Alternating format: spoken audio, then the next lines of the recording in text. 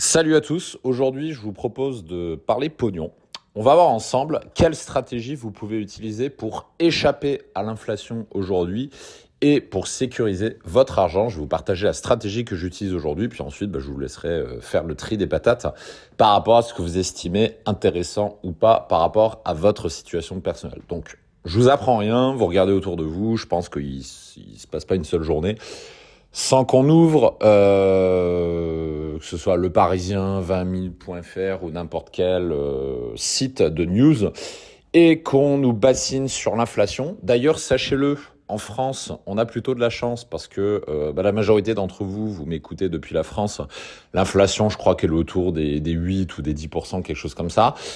Sachez qu'en Pologne, où je passe la majorité de mon temps, on est plutôt à 20% d'inflation. Donc, dites-vous qu'en France, vous êtes déjà plus chanceux qu'en Pologne, parce que putain, je peux vous dire qu'en Pologne, les prix, ils ont littéralement explosé. Il y a tout qui augmente. Il y a le prix du café qui augmente. Il a fait, je crois, plus 30% en quelques mois. Il y a les prix des loyers qui explosent. Il y a le prix du gaz qui augmente. Là, par exemple, il y a 3 jours, j'ai reçu mon loyer pour mon appartement en Pologne. Et j'ai vu que les charges ont littéralement explosé avec l'hiver. Donc, je peux vous dire que en France, déjà, pour commencer sur une note plutôt positive, vous en sortez plutôt bien. Alors, dans cet audio, donc histoire de changer un peu, on va parler pognon. Et je vais vous donner la stratégie que j'utilise, mais avant de vous donner le détail de cette stratégie, déjà, on va revenir sur ce qu'est l'inflation. Parce que beaucoup d'entre vous, vous ne comprenez pas ce qu'est l'inflation. Pour la plupart d'entre vous, l'inflation, c'est ça coûte plus cher. Donc ça se résume au niveau zéro de la connaissance économique. Bon, déjà, pour aller plus en détail, je vous invite à faire vos propres recherches. Là, je vous ai expliqué très rapidement qu'est-ce que c'est l'inflation. L'inflation, ce n'est pas l'augmentation des prix. L'inflation, c'est la perte de valeur de la monnaie. C'est hyper important à comprendre. C'est pour ça que les prix augmentent. Parce que quand vous avez besoin, par exemple, hier, vous payez votre café 2 euros, par exemple, et demain, vous le payez 2,50 €. Donc, augmentation de 25% du coût. Vous avez besoin de plus d'argent pour acheter un café. Parce que votre monnaie perd de l'argent. L'euro, plutôt devrais-je dire, perd de sa valeur. Donc vous avez besoin d'aligner plus d'euros pour vous payer la même chose. C'est ça, le principe de l'inflation. Et quand vous regardez autour de vous, c'est ça qui est très facile à comprendre, c'est que l'inflation, c'est avant tout un problème de monnaie. Et pour s'en convaincre, c'est très simple. Regardez dans les pays du monde entier, l'inflation n'est pas du tout au même niveau en fonction des pays. Par exemple, vous prenez l'Argentine. L'Argentine, je crois qu'ils sont à 90% d'inflation. Le Venezuela, je crois qu'ils sont à plus 10 000 ou plus 100 000% d'inflation, quelque chose comme ça. Donc quelque chose de complètement gargantuesque. Parce que dans ces pays-là, la monnaie a tellement perdu de valeur qu'en fait, l'argent ne vaut plus rien. Pourtant, dans ces pays-là, Venezuela, Argentine, Pologne, en France, on a besoin des mêmes choses. On a besoin de manger, on a besoin de payer son loyer, etc. Alors comment on explique que dans un pays, on a plus 10 000% d'inflation et dans un autre, on n'a que, entre guillemets, plus 10%? C'est tout simplement un problème de monnaie. C'est pas un problème d'offre et de demande, contrairement à ce qu'on veut faire croire. En tout cas, c'est pas que ça peut jouer, mais ce n'est certainement pas la raison principale. La raison principale de l'inflation, comme je le disais, c'est la perte de valeur de la monnaie. Maintenant, vous allez me dire d'où ça vient. Vous demandez à la plupart des gens, ils vont dire c'est la guerre en Ukraine, etc., etc. Encore une fois, faites vos propres recherches. Moi, je vous donne la réponse directement. La cause principale de l'inflation aujourd'hui, c'est le Covid. Pourquoi ? Parce que durant le Covid, avec le fameux quoi qu'il en coûte de Macron, vous ne le savez peut-être pas, mais il y a une quantité d'impression monétaire qui est absolument gargantuesque. On n'a jamais autant imprimé d'argent que durant la crise du Covid, parce que justement, l'économie était à l'arrêt. Donc, pour pas enrayer la machine, on imprimait de l'argent pour, tant bien que mal, faire tourner l'économie avec les moyens dont disposaient les politiques à l'époque. En tout cas, c'était la stratégie qui a été suivie. Sauf que les économistes prévoyaient déjà, à l'époque, tiraient déjà la sonnette d'alarme, c'est que quand on imprime massivement des billets, de la monnaie, alors que la quantité de services et de biens est soit la même ou soit en diminution, réfléchissez un petit peu, la seule conséquence possible, c'est l'inflation, tout simplement. Vous avez plus d'argent disponible pour une quantité identique de biens et de services, forcément, les biens et les services vont nécessiter plus de monnaie, tout simplement. C'est comme ça qu'est née l'inflation. Et ce n'est certainement pas la guerre en Ukraine, contrairement à ce que vous faire croire les politiques, qui est à l'origine de l'inflation. Ils essaient de vous le faire croire parce que justement c'est un moyen de se dédouaner de ses responsabilités, mais la première cause de l'inflation, c'est le Covid, encore une fois. Il n'y aurait pas eu la guerre en Ukraine, il y aurait quand même eu de l'inflation. La guerre en Ukraine n'est qu'un accélérateur, un aggravateur de l'inflation, c'est-à-dire que ça va, à cause de la guerre en Ukraine, on a moins de gaz, on a moins de ressources primaires pour faire tourner nos industries. Donc évidemment, ça va se traduire par une offre qui va diminuer, une offre de biens, de services, de production qui va diminuer. Oui, c'est vrai, mais c'est pas ça qui explique l'inflation. C'est ce que j'expliquais précédemment. Donc maintenant que vous avez compris qu'est-ce que c'est l'inflation, vous comprenez assez facilement les actions qu'il va falloir prendre derrière. Et je vais vous prendre un exemple, c'était il y a quelques semaines. Il y a quelques semaines, j'avais un client en appel qui voulait rejoindre le programme Abondance chez DDP, que vous connaissez tous. Je ne vous représente pas le programme Abondance, qui est notre programme principal de coaching chez DDP, qui vous donne des résultats exceptionnels sur le site de rencontre. On appelle quelques semaines. Je vous renvoie sur la page d'inscription pour toutes les infos. Et cette personne au téléphone, donc, hésitait à se lancer dans le programme pour une question de budget. Ce que je comprends totalement, parce qu'on a tous des budgets différents. Il y en a qui peuvent se le permettre, donc c'est un petit peu difficile, parce qu'évidemment, le programme Abondance coûte cher. Ça, on se le cache pas. On a le meilleur, et je le revendique au risque de paraître arrogant, on a le meilleur coaching de France qui existe par rapport à tous les concurrents. Et croyez-moi, j'ai vérifié. Donc forcément, c'est le service aussi le plus cher. On a la qualité qu'on s'offre, tout simplement. Et cette personne-là, donc, hésitait pour des raisons de budget. Et donc, on discute, et la personne, à un moment, me dit oui, mais d'un côté, j'aimerais économiser. Je me dis, j'aimerais mettre un peu d'argent de côté parce que je voudrais plus tard prendre un appart, etc., etc. Ce que je conçois totalement, encore une fois, je suis pas en train de juger. Et là, je lui ai dit quelque chose. Et je vous invite à bien réfléchir à ça parce que c'est fondamental à comprendre en période d'inflation. Je vais même vous donner d'ailleurs une anecdote que j'avais lue dans un journal en Argentine où on a... ou non, c'est au Venezuela, je crois. Ou je sais plus, un des deux. Et cette personne-là, je lui ai dit, en période d'inflation, économiser de l'argent, c'est la pire des conneries à faire. Parce qu'en économisant de l'argent, ton argent perd de sa valeur sans rien faire. C'est hyper important à comprendre. En période inflationniste, la valeur de votre argent fond comme neige au soleil sans rien faire, juste en mettant de côté. Donc, en période inflationniste, le meilleur moyen pour vous appauvrir, le meilleur moyen pour devenir pauvre, c'est de mettre de l'argent de côté. Parce que si vous avez 10-15% d'inflation, vous dites, bon, je vais mettre 500 € de côté chaque mois. Le problème, c'est que vos 500 € d'aujourd'hui que vous mettez de côté, ils auront quelle valeur dans 6 mois, dans 1 an? Vous voyez ce que je veux dire? Imaginez vos parents, par exemple, vos parents dans les années 80-90. Bon, à l'époque, on était en francs. Imaginons, si on rapporte à l'euro, que vos parents, à l'époque, mettaient 500 € de côté chaque mois, par exemple, pour économiser pour leurs vieux jours. Ce qu'il faut comprendre, c'est que les 500 € de l'époque, des années 80-90, ne sont plus du tout les mêmes qu'aujourd'hui. Avec 500 € dans les années 80, je pense que vous pouviez vous offrir beaucoup de choses. 500 € aujourd'hui, beaucoup moins. Je vous donne un autre exemple. L'autre fois, je discutais avec mon agent immobilier en Pologne.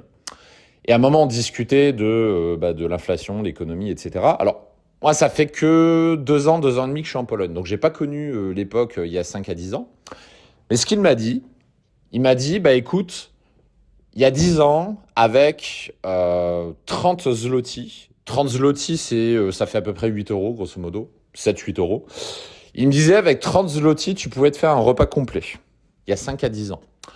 Aujourd'hui, avec 30 zloty, tu as juste un plat. Alors, on va dire que c'est toujours moins cher que la France, parce que c'est l'équivalent de 7-8 balles à peu près, donc c'est toujours moins que la France. Mais rendez-vous compte de la perte de valeur de la monnaie en seulement 5 à 10 années. Donc imaginez quelqu'un, il y a 10 ans, qui s'arrachaient les cheveux pour économiser de l'argent, pour le mettre sur un livret A, et ben cet argent-là, 10 ans plus tard, ne vaut plus rien. C'est ça, l'inflation. Et c'est pour ça que, en particulier aujourd'hui, bon déjà de manière globale, c'est pas forcément une bonne idée d'économiser, je vais vous expliquer pourquoi, mais en période inflationniste, c'est la pire des conneries à faire. Parce que, encore une fois, en période inflationniste, il y a une accélération de la perte de valeur de votre monnaie.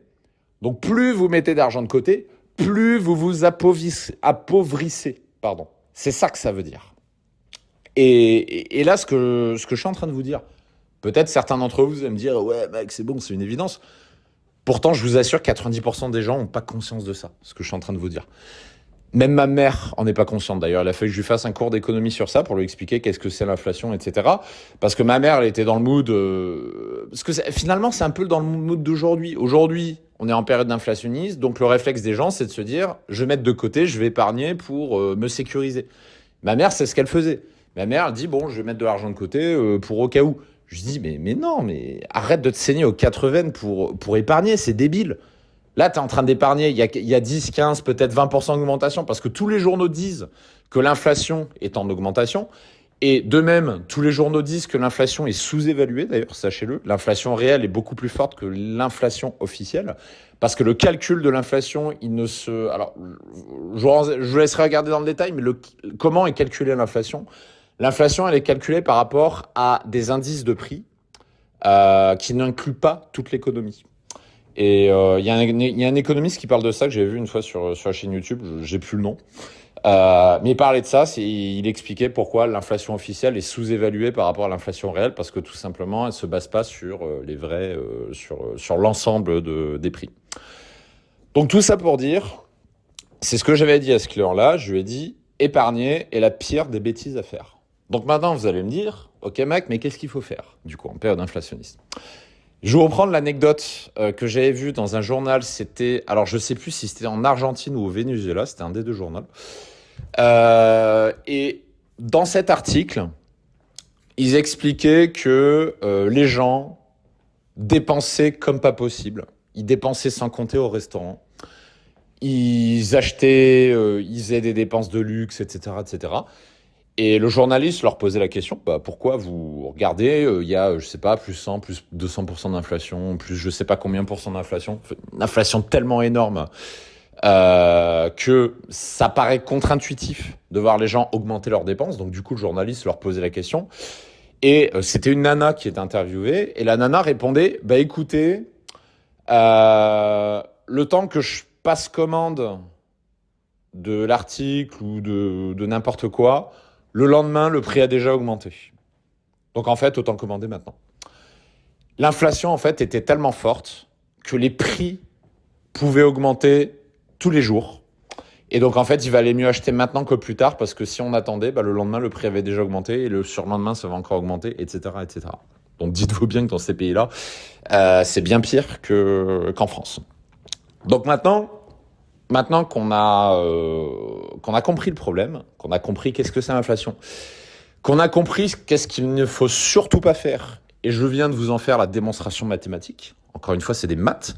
Après, vous faites ce que vous voulez, c'est votre problème, votre gestion budgétaire. Ça, encore une fois, juste pour être clair, là, dans cet audio, je vous partage ma vision des choses et ma stratégie. Je vais vous donner ma stratégie juste après. Encore une fois derrière, ceci n'est pas un conseil financier, n'est pas un conseil d'investissement. Vous êtes responsable de vos propres choix. C'est-à-dire, si derrière, vous voulez économiser et qu'après, 2 ans après, vous vous rendez compte que votre argent ne vaut plus rien, c'est votre problème. Encore une fois, j'insiste bien là-dessus. Donc, de 1, je ne donne pas de conseils. De 2, si vous faites n'importe quoi, si vous épargnez, si vous dites « ouais, c'est bon, l'inflation, machin », vous en êtes responsable et vous devrez assumer dans tous les cas. Parce que c'est votre problème, c'est vous qui gérez votre budget. Donc maintenant, quelle est la stratégie ? Il y a deux points sur lesquels je vais revenir qui sont fondamentaux. Le premier point, c'est tout simplement de sortir votre argent de la monnaie. Donc quand je dis la monnaie, je parle de l'euro. L'exception, c'est peut-être le dollar, parce qu'au dollar, parce qu'aux US, il n'y a pas autant d'inflation qu'en Europe. Donc c'est peut-être une des rares exceptions. Donc quand je parle de monnaie, je parle d'euros, grosso modo, puisque je pense que vous avez tous des euros. La première chose, c'est de sortir de la monnaie euro et de convertir votre monnaie en un actif qui va vous permettre de sécuriser justement vos possessions. Parce que finalement, votre épargne, le livret A, PEL, etc., vous mettez des euros dessus. Qu'est-ce que c'est ? C'est un matelas de sécurité. C'est-à-dire, en gros, vous mettez de l'argent de côté. Donc, quelque part, vous mettez ce qu'on appelle la calorie. Vous stockez de la calorie, un peu comme on faisait au Moyen-Âge, en Antiquité, etc. Vous stockez les calories au cas où vous en aurez besoin plus tard. Le principe de l'épargne, c'est ça. Le principe de l'épargne, c'est vous stockez vos euros au cas où les temps deviennent difficiles plus tard, au cas où vous aurez besoin plus tard, etc. Comme on l'a expliqué précédemment, comme l'argent perd de sa valeur, c'est une connerie à faire en ce moment. Donc l'une des solutions, c'est de convertir ce stock en euros en autre chose. Donc autre chose, il y a plein de possibilités. Il y a évidemment l'immobilier, que vous connaissez tous. C'est-à-dire si vous voulez acheter quelque chose, c'est peut-être le moment d'y réfléchir, ça peut valoir le coup. Moi, c'est pas quelque chose que je fais parce que l'immobilier, c'est quelque chose qui me fait chier royalement. Et l'immobilier, je trouve ça chiant, je trouve ça chronophage. Et je suis déjà pas mal occupé avec tout ce qui est gestion d'entreprise, etc. Donc, j'ai clairement pas le temps de m'intéresser à l'immobilier, de passer mes journées sur sologer.com, de faire des offres, de gérer les locataires, les agences, les machins. J'ai clairement pas le temps de faire ça. Moi, ce que j'ai plutôt fait, c'est d'investir dans des SCPI, donc pour avoir des titres immobiliers. Ça, c'est un exemple de ce que j'ai fait. Également, acheter des actions, et notamment des ETF. Je vous parle régulièrement sur mon canal Telegram de mon portefeuille actions ETF. Les actions boursières sont un excellent moyen de sortir de la monnaie et de convertir votre calorie, donc de convertir vos euros, en un actif plus ou moins tangible. Alors bien sûr, les anti-bourses veulent dire « oui, mais les titres boursiers, c'est pas un actif, etc. » Ça se discute. Moi, je suis plutôt partisan du fait que quand vous achetez un titre boursier, que ce soit un ETF ou une action dans une entreprise, c'est quelque part, une action, quelque part, c'est un actif de cette même entreprise.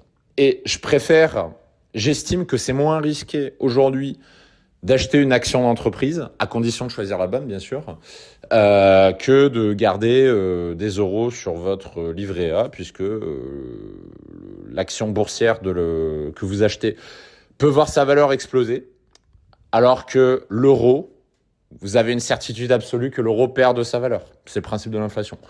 Donc quand vous stockez de la monnaie euro, vous êtes sûr de vous appauvrir. Il y a 100% de chance.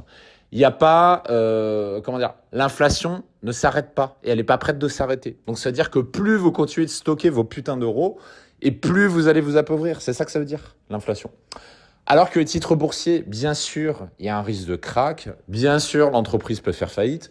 Bien sûr, ça peut se casser la figure. Mais si vous choisissez la bonne entreprise, il y a quand même de bonnes chances que l'action, dans le meilleur des cas, reste stable. Dans le pire cas, reste stable. Et dans le meilleur cas, qu'elle augmente, tout simplement. Donc moi, c'est une stratégie que j'ai choisie. C'est-à-dire, je vais pas dire j'ai vidé mes comptes, mais j'ai en grande partie vidé mes comptes pour placer les euros justement sur des F et des actions que je partage d'ailleurs dans mon portefeuille actions dont je parle régulièrement sur mon Telegram. Donc ça, c'est un autre exemple de stratégie que vous pouvez actionner. De manière générale, ça c'est le premier levier de cette stratégie que je vous recommande. Vous pouvez vous intéresser au FCPI, vous pouvez vous intéresser à l'immobilier, vous pouvez vous intéresser à plein d'autres choses. Vous pouvez acheter de l'or également. Ça, c'est un choix également que j'ai fait. Convertir vos euros en or. Vous êtes à peu près sûr que grosso modo, même si demain c'est la méga crise, crack de l'euro, fin de la monnaie, etc., vous pouvez tout perdre si vous conservez vos comptes en euros. Par contre, si vous avez pris soin de convertir vos euros en pièces de monnaie, en lingots d'or, en pièces d'argent, vous êtes à peu près sûr que ces actifs-là vont rester valorisés, ce qui ne sera pas forcément le cas de l'euro. Si vous avez 10 000 euros sur un livret A, c'est beaucoup plus risqué, à mon sens, parce que déjà le principe de l'inflation fait que ça perd de la valeur, mais surtout, En cas de crise bancaire, en cas de crise de l'euro, vous pouvez littéralement tout perdre. Par contre, si vous convertissez ces 10 000 euros en or ou en argent, à moins que l'or ne vale plus rien demain, ce qui me paraît extrêmement faible comme risque, vous savez que ça restera quelque chose de valorisé. D'ailleurs, soit dit en passant, pourquoi je crois beaucoup à l'or et à l'argent? Tout simplement parce que c'est l'un des actifs sur lequel on a le plus de recul. Les lingots d'or, les pièces d'argent, ça fait plus de 2000 ans que ça existe, voire davantage d'ailleurs. Même à l'Antiquité, ça existait déjà, la préhistoire, ça existait peut-être déjà d'ailleurs. C'est un actif qui a fait ses preuves, c'est un actif qui reste valorisé et qui, à mon avis, le restera encore très longtemps. Donc ça, c'est un choix que j'ai fait. Convertir tout simplement des euros en pièces d'or, d'argent ou en lingots, tout simplement. Ce qui vous permet de débancariser, comme on dit, et de dé-euroiser aussi. Je sais pas si ça se dit comme ça. Voilà ce que ça permet. Donc en gros, voilà le premier volet de la stratégie qui vous permet de sécuriser votre argent, qui vous permet d'échapper à l'inflation. C'est assez simple à comprendre, c'est tout simplement de convertir vos euros en autre chose. Derrière, encore une fois, je ne donne pas de conseils financiers. Moi, je vous explique ce que je fais, mais derrière, c'est à vous de voir par rapport à votre situation. Ça, c'est le premier volet. Le deuxième volet, que je vous invite également à explorer, parce que c'est un volet que j'applique à titre personnel, c'est d'investir sur la seule chose qui aura toujours de la valeur jusqu'à votre mort. Devinez ce que c'est. C'est tout simplement vous-même. La période inflationniste, c'est la meilleure période qui soit pour investir sur vous. Pourquoi? Parce que si vous faites la bêtise d'épargner, de stocker votre argent en euros, comme je vous le disais précédemment, vous avez 99,9% de chance, à moins que l'inflation passe à 0%, ce qui m'étonnerait fortement, vous savez que vous allez vous appauvrir. Par contre, si vous utilisez ces euros pour investir sur vous, pour devenir une meilleure personne, pour apprendre des compétences, pour vous former, vous savez que derrière, vous allez pouvoir générer beaucoup plus. Et une période inflationniste, c'est la meilleure période qui soit pour le faire. Et c'est quelque chose que je fais à titre personnel. J'ai jamais autant dépensé que ces derniers mois sur tout un tas de postes de dépenses. Bon, déjà, au niveau entreprise, vous le savez, je suis chef d'entreprise. La période actuelle, j'ai jamais autant dépensé qu'aujourd'hui. Parce que justement, stocker de l'argent en ce moment n'a aucun sens. Donc du coup, ça c'est un choix de développement que j'ai fait. Je mets à profit cette période inflationniste pour justement augmenter les dépenses, pour augmenter les dépenses en publicité, pour investir, pour payer des gens pour créer des sites, etc. J'utilise cette période pour le faire parce que c'est la meilleure période qui soit. Et en plus d'ailleurs, quand on fait de la publicité, ce qui est drôle, c'est qu'en période inflationniste, les gens ont ce réflexe humain qui est de se protéger et d'épargner, donc de réduire les dépenses. Moi, je fais exactement l'inverse. Justement, j'augmente les dépenses parce que c'est la meilleure période qui soit pour le faire. Donc ça, c'est déjà en gestion d'entreprise. Mais j'ai également jamais autant dépensé qu'aujourd'hui pour me former, pour monter en compétences, pour faire appel à d'autres personnes, par exemple mon coach sportif, chose que j'ai longtemps réchigné à faire, et puis finalement, là, ça fait un moment que je le fais, et je continuerai de le faire pendant encore longtemps. Et ça, je le fais sur tout un tas de pans de ma vie, parce que je sais que investir sur moi, investir pour me former, investir pour apprendre des compétences, investir pour avoir une meilleure vie, investir pour avoir un corps qui me plaît plus, investir pour je ne sais quoi, ça va me rapporter 10 fois plus derrière, à court, moyen ou long terme, peu importe. Je sais que ça va m'apporter quelque chose, tôt ou tard. Et pour investir sur vous, quel que soit le domaine, c'est le meilleur moment pour le faire, clairement. Parce que, encore une fois, je l'ai dit 20 fois, mais comme ça, je sais que ça rentre dans le cerveau. Parce qu'à la période actuelle, mettre des euros de côté est une débilité absolue, tout simplement. J'ai déjà rencontré d'autres personnes d'ailleurs qui ont compris ça et qui le font aussi. Je connais plusieurs personnes qui en ce moment investissent massivement sur elles, qui profitent de cette période-là pour apprendre de nouvelles compétences, pour justement anticiper la suite et pour justement, en période inflationniste, comme vous le savez, les entreprises sous son tension, les emplois sous son tension. Tiens, petite dédicace par exemple à la réforme des retraites. Ça, je pourrais faire un audio, un de ces quatre, à ce sujet. Manifester dans la rue pour défendre votre retraite ne sert à rien. Je vous donne ma position très tranchée. Par contre, investir sur vous pour apprendre de nouvelles compétences et de vous former, c'est le meilleur moyen de pouvoir vous constituer votre propre retraite. Pour vous former, par exemple, à comment faire de l'investissement locatif. Pour vous former pour je ne sais quoi, quel que soit le domaine. Mais ça, c'est le deuxième pilier de la stratégie que moi j'applique, que je recommande d'appliquer, c'est d'investir sur vous. Faites-le maintenant, parce que c'est vraiment la meilleure période qui soit pour ça. Et encore une fois, faites vos propres recherches, regardez dans les journaux. L'inflation va continuer d'augmenter. Vous avez Bruno Le Maire qui, dans son incompétence notable, vous dit que l'inflation va disparaître dans quelques mois, que l'économie russe va être mise à genoux, etc., etc. Dans la réalité, c'est l'inverse qui se fait. L'économie russe n'est pas du tout à genoux, c'est plutôt l'économie européenne qui est en train de vaciller. Et l'inflation, là, je crois que c'est la Banque Centrale Européenne. Je sais plus qui c'est qui a dit ça. Quelqu'un a dit que l'inflation est hors de contrôle. Je crois que c'est la Banque Centrale Européenne. Donc, rendez-vous bien compte, c'est important, les gouvernements ne contrôlent pas l'inflation aujourd'hui. Ils ne savent pas la contrôler. La seule chose qu'ils savent faire aujourd'hui, c'est d'augmenter les taux d'intérêt pour essayer de contrer l'inflation. Sauf qu'il y a un risque de faire cracher l'économie en faisant ça, évidemment. Mais en dehors de ce levier-là, aujourd'hui, les gouvernements sont pieds et poings liés face à l'inflation. Et l'inflation va continuer d'augmenter, tout simplement parce qu'il y a une telle quantité de monnaie qui a été imprimée durant le Covid. Et qu'en plus de ça, on est dans un contexte de décroissance.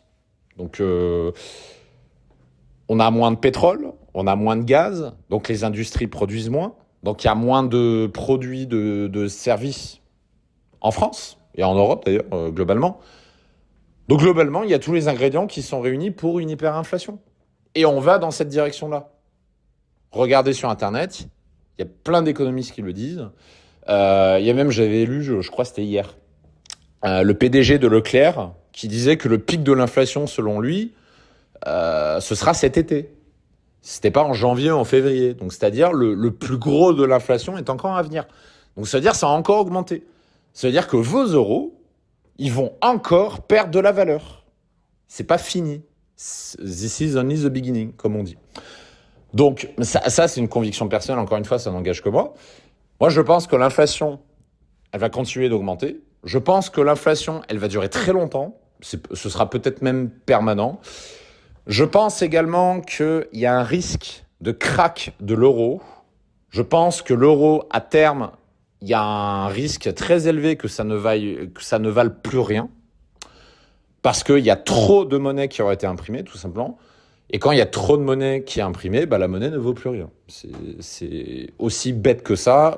Encore une fois, je n'ai fait aucune étude économique dans ma vie. À la base, je suis ingénieur en électronique et en aéronautique. Mais il n'y a pas besoin d'être Bac+5 économie pour comprendre ça. Et ça, c'est la direction dans laquelle on va.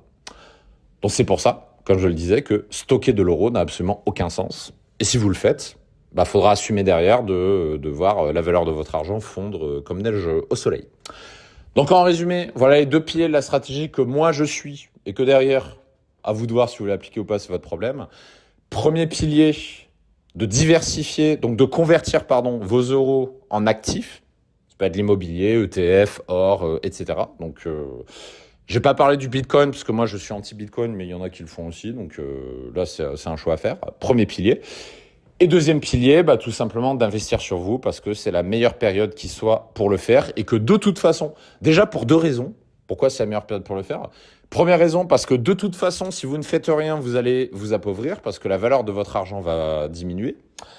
Et deuxièmement, parce que si vous ne le faites pas maintenant, les prix vont augmenter dans tous les cas. Par exemple, si vous hésitiez à vous offrir telle formation ou si vous étiez, tiens, c'est pareil aussi, à rejoindre le programme Abondance, par exemple, je peux vous dire, dans 6 mois, le prix sera plus élevé. Donc, si vous hésitez maintenant, déjà, vous allez perdre de l'argent, mais en plus, ça vous coûtera plus cher d'acheter les compétences qui vous manquent, de vous offrir les services auxquels vous pensiez, etc., etc. Donc, c'est un petit peu comme dans l'immobilier. Il y a un adage en immobilier qui dit, ou en bourse, je sais plus si c'est en bourse ou en immobilier. Il y a un adage qui dit, il y a 2 meilleurs moments pour investir. Le premier moment, c'était hier et le deuxième moment, c'est aujourd'hui. C'est un petit peu pareil aujourd'hui. Donc, pour appliquer ces stratégies d'inflation, le meilleur moment, c'est aujourd'hui. Parce que si vous attendez 15 jours, 1 mois, 2 mois, 6 mois, entre-temps, vous aurez juste perdu de l'argent. Et la magie de l'inflation, c'est que ça se fait sans action. L'inaction vous appauvrit. Je ne sais pas si vous en rendez compte. C'est ça le principe de l'inflation. Ça échappe à votre contrôle.